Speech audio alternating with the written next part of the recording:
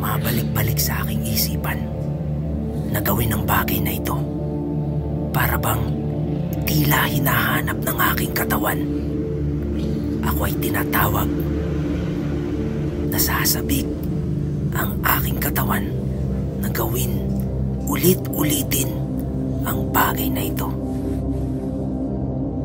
Pero naisip ko, baka may makakita sa akin. Baka may mga matang nagmamadyak.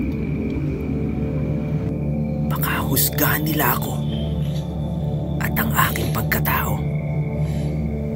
Pero sa pagkakataong ito, bahala na. Gagawin ko pa rin ang bagay na ito.